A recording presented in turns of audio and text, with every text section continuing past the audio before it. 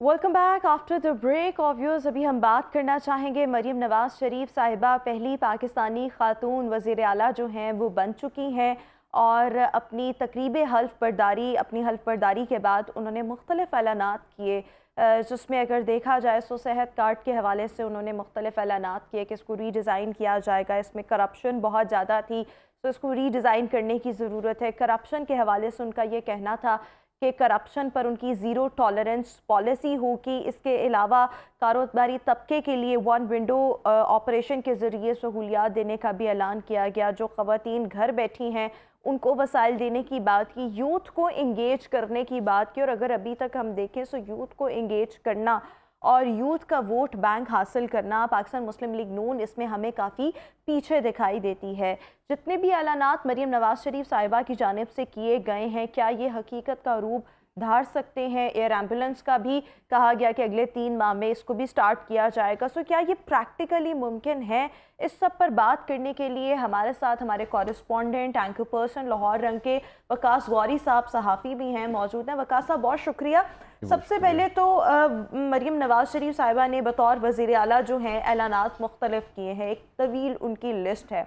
आपको क्या लगता है इनमें से कितने ऐलानात जो हैं आपको हकीकत का रूप धारते जो है वो दिखाई दे रहे हैं? कितने ऐलानात जो हैं वो इम्प्लीमेंट भी हो पाएंगे या महज ऐलानात ही रहेंगे? देखें, जब भी कोई सियासी जमात हुकूमत संभालती है तो वो इसी तरह या इससे मिलते जुलते ऐलानात जो है वादे जो हैं वो आवाम के साथ किए जाते हैं। मरीम नवाज़ जो हैं वो चूँकि पहली पंजाब की खातून वज़ीर आला हैं, तो वो ख़ुद भी बड़ी पुरजोश हैं अवाम की खिदमत करने के लिए। और जो उन्होंने इतना अरसा सियासत की है तो ये वज़ारत आला जो है ये उस सियासत का फल आप कह सकते हैं कि उन्हें अपनी मेहनत का जो फल है वो मिला है। तो वो अवाम में अपनी जगह बनाने की भरपूर कोशिश करेंगी। अब अगर हम इनके इम्प्लीमेंटेशन पर आ जाएं, तो अगर काम किया जाए तो यकीनन अवाम को उसके समरात मिल सकते हैं। लेकिन जिस तरह उन्होंने कुछ ऐलानात किए हैं, एयर एम्बुलेंस, अवाम को जब तक हम बुनियादी उनके मसाइल हल नहीं करेंगे, जब तक, क्योंकि अगर हम इस वक्त पंजाब के अवाम की बात करें या पाकिस्तान के अवाम की बात करें तो मरीम नवाज़ के आने के बाद ही बिजली 7 रुपये महंगी हुई है। लेकिन वो अब बेशक वो फेडरल का इशू हो, हाँ। लेकिन अवाम उसको जो शिकायत करती है वो अपने वज़ीर आला से भी करती है, मरकज में भी तो जो भी, यही लोग हाँ, हुकूमत बनाने यही जा लोग रहे हैं हुकूमत। तो ये मैं कह रहा हूँ कि अगर ये काम करें भी तो भी अगर अवाम को महंगाई और अमनो अमान के हवाले से रिलीफ नहीं मिलेगा तो फिर इनके जो इक़दामात हैं वो ये उसको कैश नहीं करवा सकेंगे। जैसे मुस्लिम लीग नून ने जो 2013 से 2017 के दरमियान लैपटॉप भी दिए, मोटरवेज़ भी बनाए, कई प्रोजेक्ट्स मुकम्मल किए, लेकिन वो उसको कैश नहीं करवा सके। अभी ये जो 2024 का इलेक्शन हुआ है इसमें भी उन्होंने सारा कोशिश की अवाम को याद कराने की, लेकिन चूँकि अवाम महंगाई से तंग थी तो मेरा ख्याल है कि उन्होंने अच्छा ऐलान किया एयर एम्बुलेंस का। लेकिन और जिस तरह उन्होंने एक निगहबान पैकेज का भी ऐलान किया कि रमज़ान में वो 60 से 70 लाख लोगों को जिनकी सैलरी 70,000 से कम है, जिसमें कई और लोग भी आ जाते हैं, जो ये मुतवसत तबका, जो पोस्ट तबका है, उसको वो राशन देना चाह रही हैं घर की दहलीज पर। अच्छा है, आज वो मीटिंग कर रही हैं साफ सुथरा पंजाब पर, ऑब्वियसली फ्री बिजली, फिर सोलर पैनल ये सारे ऐलानात जो हैं ये बड़े पुरअसर हैं। लेकिन वो कहते हैं ना कि खुशी से मरना जाते अगर एतबार होता। तो अवाम इतनी डसी हुई है कि उसके लिए यकीन करना ही बड़ा मसला है कि किस तरह यकीन करें कि हमें 300 यूनिट फ्री मिलेंगे। हमजा शहबाज ने भी ये ऐलान किया था कि वो बिजली के यूनिट फ्री देंगे, लेकिन वो भी तो उस तरह वो 100 मेरा ख्याल है हाँ। 100 यूनिट थे। और अब अगर आपका घर बंद हो ना फिर भी 100 यूनिट का आपको बिल आ जाता है।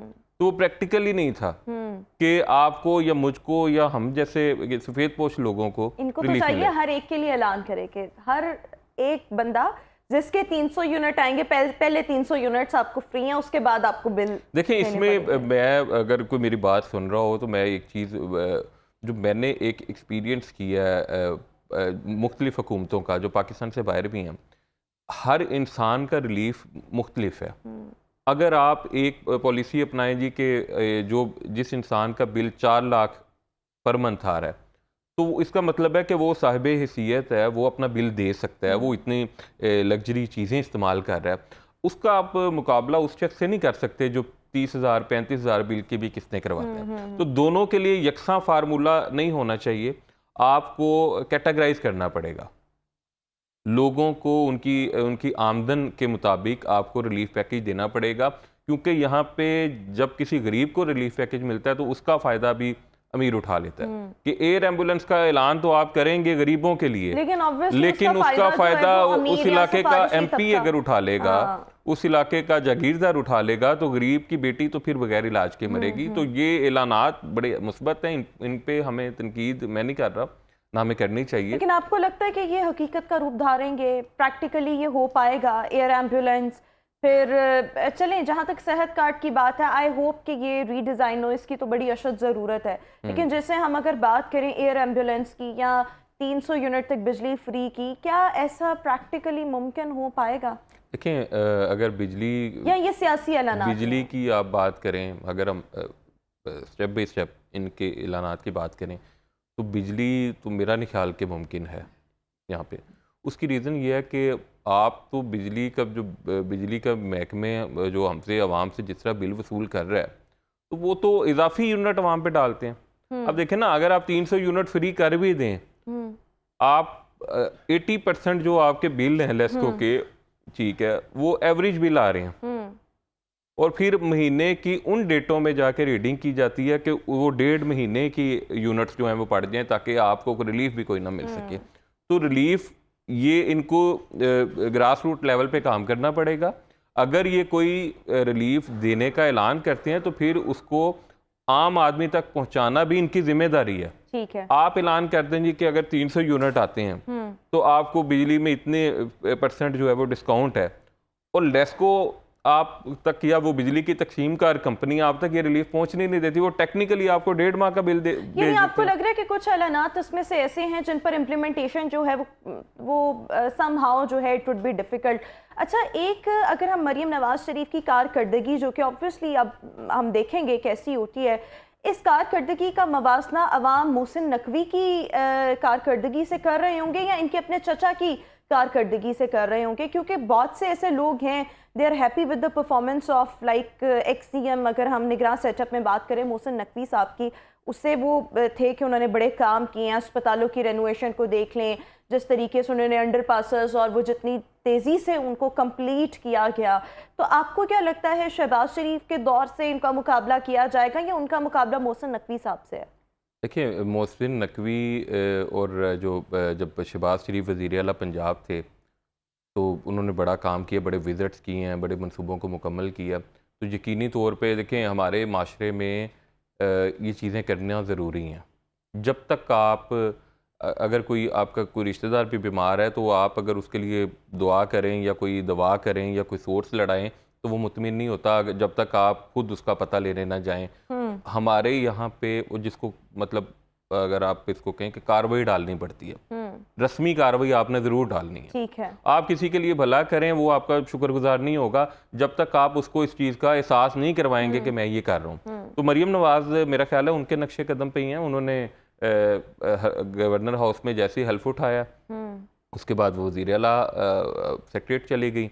पहले दिन ही उन्होंने 3 इजलास खड़का दिए, अगले दिन वो सिविल सेक्रेटरीट चली गई, वहाँ पे उन्होंने 3 इजलास और खड़का दिए, एक थाने का दौरा भी पहले दिन ही कर लिया उन्होंने। ठीक है, आज भी वो इस वक्त जब हम बात कर रहे हैं तो वो इस वक्त साफ सुथरा पंजाब के ऊपर एक मीटिंग कर रही हैं और उन्होंने कहा जी कि आप पूरा पंजाब जो है उसमें से कूड़ा करकट उठाएं, यानी कि वो पैटर्न सेम है। और अगर दूसरी तरफ अवाम की बात की जाए तो देखें, अवाम तो आदी हो गई है ना। अवाम ने तो शहबाज शरीफ को भी देखा है, वो लोड शेडिंग के दिनों में वो मीनारे पाकिस्तान वो दस्ती पंखे लेके चले जाते थे। फिर अवाम ने मोहसिन नकवी साहब को भी देखा है, मोहसिन नकवी साहब ने दिन रात जो है वो पूरी कबीना को भी साथ भगाई रखा है। बिल्कुल, कभी रात के 3 बजे वो बंद रोड पे खड़े हैं तो रात के 1 बजे। ये बड़ी अच्छी चीज़ है, उन्होंने मंसूबे भी मुकम्मल करवाए हैं। ना चाहते हुए भी मरियम नवाज को इस पैटर्न पर चलना पड़ेगा। ठीक है। अच्छा, इस सब के साथ साथ अगर हम देखें तो मुख्तलिफ जो इन्होंने मंसूबों का ऐलान किया है, तो वो आपको नहीं लगता है कि ज़्यादातर मंसूबे उनके अपने चचा के ही हैं जिसको वो आगे लेकर चल रहे हैं? बिल्कुल ऐसे ही देखें, मुस्लिम लीग नून जो है वो लैपटॉप्स भी दे चुकी है। अब उन्होंने उसमें वो कह रहे हैं जी कि अगर किसी को टैबलेट चाहिए तो हम टैबलेट दे देंगे।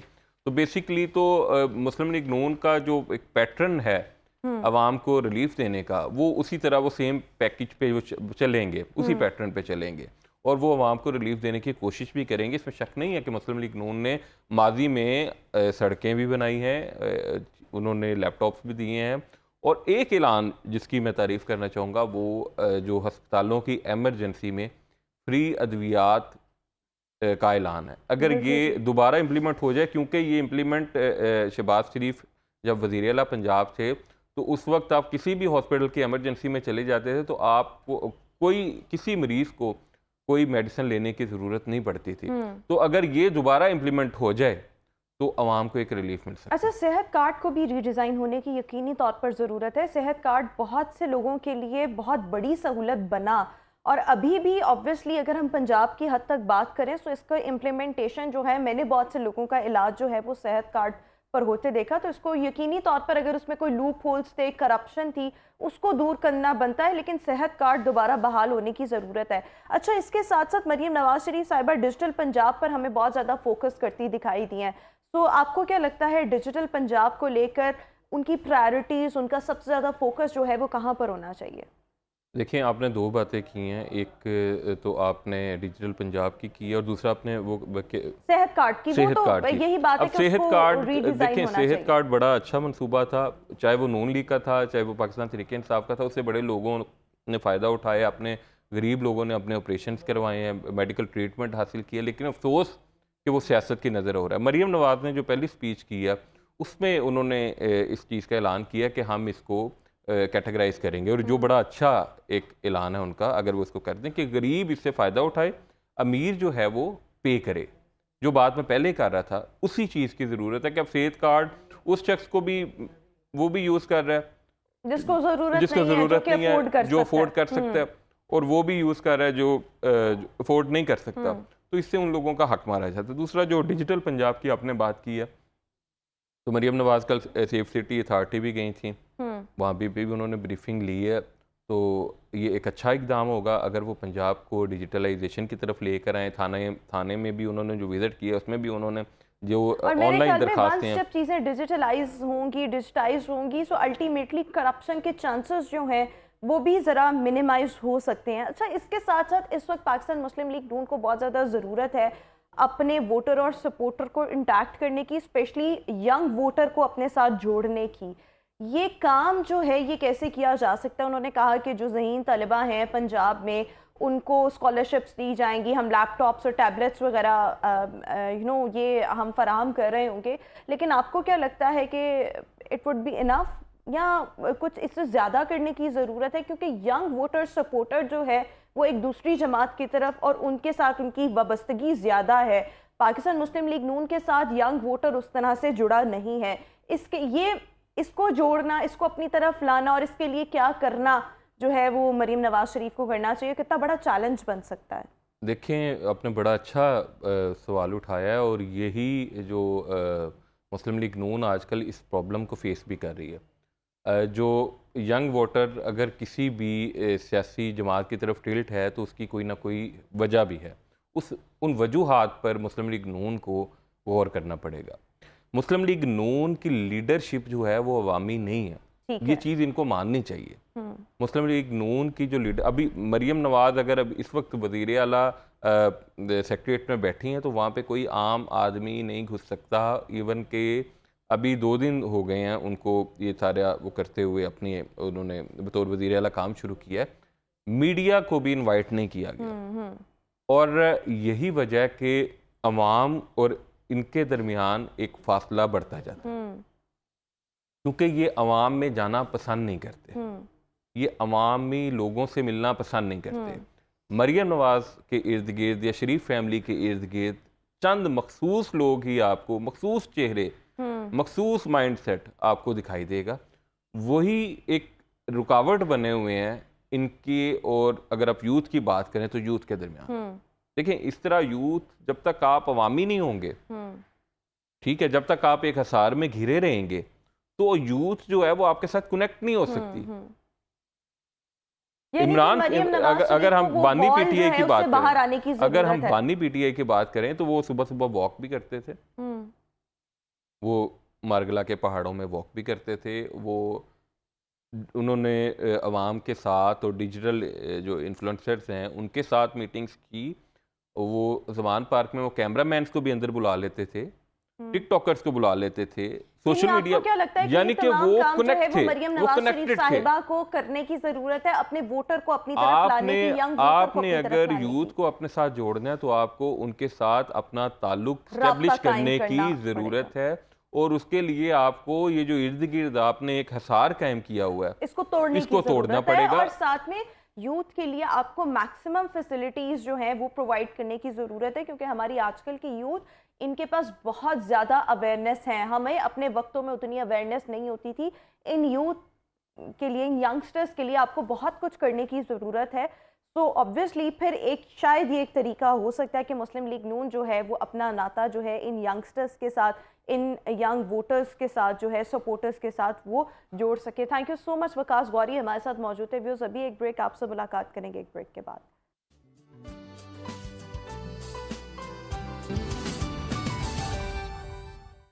Welcome back after the break. और व्यूअर्स, आप सबका आज का दिन कैसा रहने वाला है ये शेयर करने के लिए हमारे साथ आज एस्ट्रोलॉजर समराना शाह इस वक्त शो में मौजूद हैं, और आप सब भी शो में लाइव कॉल करके पार्टिसिपेट कर सकते हैं। Thank you so much Samrana for being with us once again. So Capricorn से स्टार्ट करते हैं, आज कैप्रिकॉर्न वालों का दिन कैसा रहने वाला है? अस्सलाम वालेकुम। जो कैप्रिकॉर्न्स हैं उनको कारोबारी हवाले से बड़े फ़ायदे होते नज़र आ रहे हैं।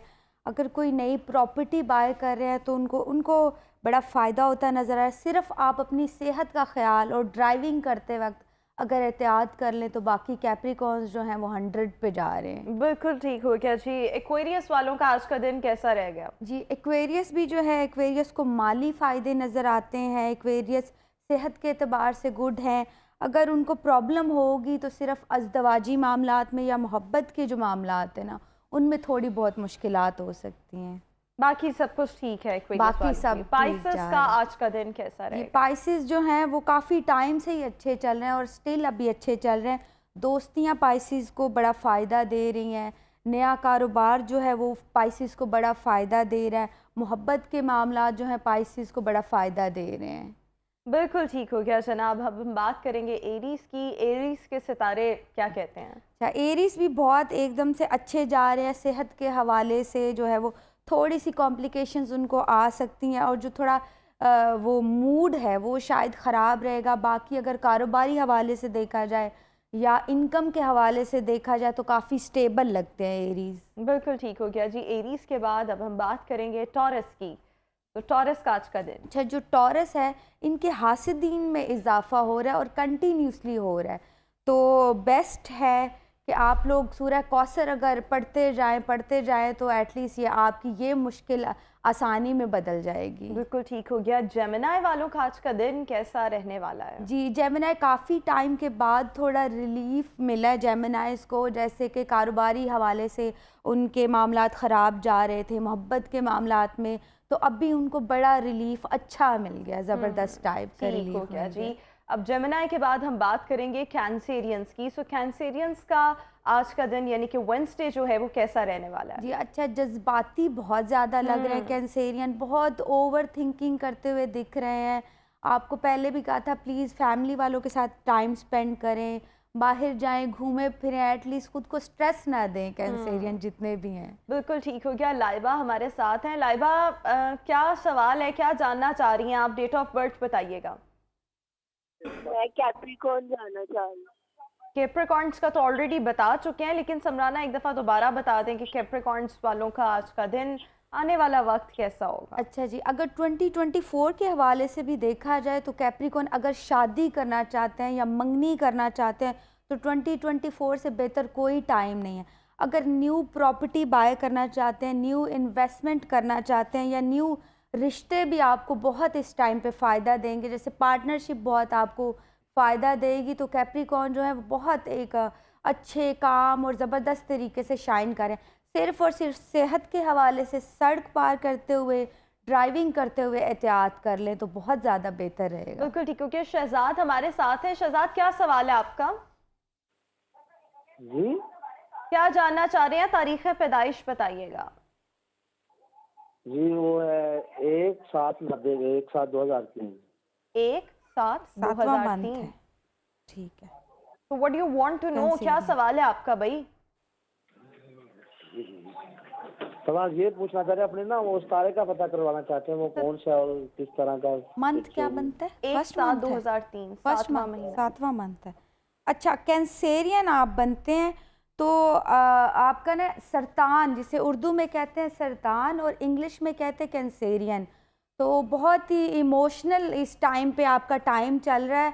गुस्सा प्लीज़ आप ना करें, आर्ग्यूमेंट किसी से ना करें। बाकी अगर कारोबारी हवाले से न्यू इन्वेस्टमेंट करना चाहते हैं, शादी या मंगनी करना चाहते हैं, तो बहुत अच्छा टाइम चल रहा है हैदर आपका। अली हमारे साथ है। हैदर, क्या सवाल है आपका? डेट ऑफ बर्थ भी बताइएगा। जी वालेकुम सलाम मैडम, मेरी डेट ऑफ बर्थ है 3 जुलाई 91। 3 जुलाई 1991। एंड क्या पूछना चाह रहे हैं आप? मैं जुलाई 2024 साल के बारे में अपने जानना चाह रहा हूँ। 2024 हैदर के लिए कैसा रहेगा? जुलाई भी कैंसेरियन ही बनते जी। 2024 जो है आपको माली फ़ायदे हो सकते हैं। अगर आप बाहर ट्रैवल करना चाहते हैं तो आपका सफ़र आपके लिए बहुत अच्छा रहेगा। न्यू इन्वेस्टमेंट करना चाहते हैं तो वो आपके लिए अच्छा रहेगा। सिर्फ जो आपके मिजाज में गुस्सा और वो चल रहा है ना, ओवर थिंकिंग, वो अगर आप ना करें तो बाकी आपकी चीज़ें बड़ी सॉर्टेड है। घर वालों के साथ कॉम्प्लिकेशंस रह सकती हैं, जैसे फैमिली मेम्बर्स के साथ बड़ी एक कॉम्प्लिकेटेड सिचुएशन चल रही है आपकी, तो उस मामले में थोड़ा जिप अप कर लें तो ज़्यादा बेहतर है। बिल्कुल ठीक हो गया। लियो वालों का आज का दिन कैसा रहेगा? जी अच्छा, लियो तो वैसे भी शाइन कर रहे हैं। अगर कोई पॉलिटिकल इन्वॉल्व है पर्सनैलिटी, तो प्लीज़ थोड़ा आप क्या कहते हैं, अपने अल्फाज पे ज़रा कंट्रोल कर लें और बोलने से पहले 10 दफ़ा सोच लें तो आपके लिए बेहतरी होगी, वरना आप खसारे में ही जाएंगे। बिल्कुल लियोस। ठीक हो गया। शाइस्ता हमारे साथ है। शाइस्ता, आप अपनी डेट ऑफ बर्थ भी बताइएगा और सवाल भी बताइएगा। मैं अपने बेटे के बारे में पूछना चाह रही हूँ। उसकी है 2 दिसंबर 1999। 2 दिसंबर 1999। क्या सवाल है आपका? मैं पूछना चाहती हूँ मेरे बेटे का ये साल कैसा रहेगा, क्या वो बाहर जा सकता है? बेटे का अच्छा, ये साल कैसा Sagittarius, रहेगा? बाहर ठीक जा है। सकता है या नहीं जा सकता? अच्छा, सेजिटेरियस बनते हैं इस हवाले से, अगर बाहर का ट्रैवल है या अप्लाई किया तो 2024 बड़ा ज़बरदस्त टाइम चल रहा है। बाहर जाने के हवाले से अगर ये बाहर जाना चाहते हैं तो फुल जो है वो लक भी कॉम्प्लीमेंट कर रही है।